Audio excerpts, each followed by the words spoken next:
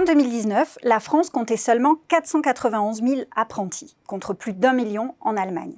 Pour favoriser l'embauche des jeunes, à l'été 2020, le ministère du Travail a annoncé la création du dispositif « Un jeune, une solution », qui permet aux entreprises qui embauchent des jeunes en alternance de bénéficier d'une aide financière très attractive.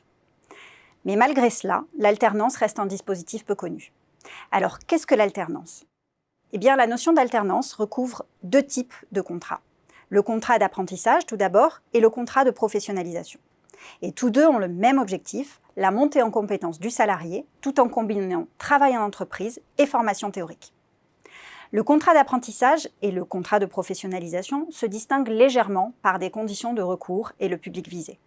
Mais concernant la forme, ces deux contrats se matérialisent par un formulaire CERFA qui est rempli par les trois parties, l'apprenti, le centre de formation et l'employeur. L'employeur va transmettre le contrat à son opérateur de compétences, l'OPCO, dans les 5 jours qui suivent le début de l'exécution du contrat. Alors, quels sont les avantages à avoir recours à ce type de dispositif ? Eh bien, tout d'abord, l'employeur va avoir l'opportunité, par l'alternance, de tester un potentiel futur collaborateur, de le former aux méthodes de travail, à la culture interne à l'entreprise, si bien qu'à l'issue du contrat, et s'il décide de lui proposer une embauche dans le cadre d'un CDI, eh bien, la société va pouvoir être assurée d'un recrutement de qualité.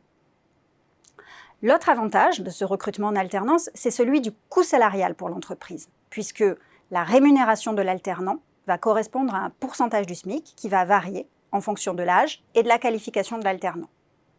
Les rémunérations des alternants seront bien entendu inférieures à celles des salariés. Alors, habituellement, les contrats d'alternance font l'objet d'aides financières allouées qui sont plus attractives encore depuis juillet 2020, avec un dispositif exceptionnel. Pour tous les contrats d'alternance conclus entre le 1er juillet et le 28 février 2021, et sous réserve d'employer moins de 250 salariés, eh bien l'employeur va bénéficier d'une aide de 5 000 € pour un apprenti de moins de 18 ans et de 8 000 € pour un apprenti plus âgé. Donc l'aide va ainsi couvrir jusqu'à 100% du salaire de l'apprenti. Quels sont les inconvénients de ce type de dispositif ? La première contrainte, c'est que l'employeur va devoir assurer la formation pratique de l'apprenti, en lui confiant des tâches en relation avec sa formation scolaire et en lui permettant de progresser. Donc il va devoir désigner un maître d'apprentissage qui aura une sorte de mission de tuteur auprès du jeune, et cette désignation suppose évidemment de libérer du temps dans l'agenda du tuteur.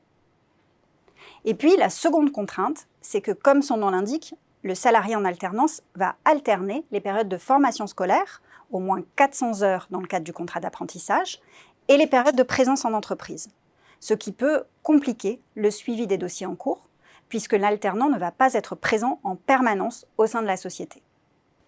Dans les conseils pratiques, on peut avoir en tête de bien étudier dans le contrat proposé par l'école le calendrier de formation et d'anticiper les périodes d'absence de l'alternant. Il faut aussi avoir en tête de contrôler la charge de travail de l'alternant, parce que si l'alternant n'est pas assimilé à un salarié, l'employeur doit veiller au respect du Code du travail tout au long de la relation contractuelle, et notamment contrôler la durée du travail.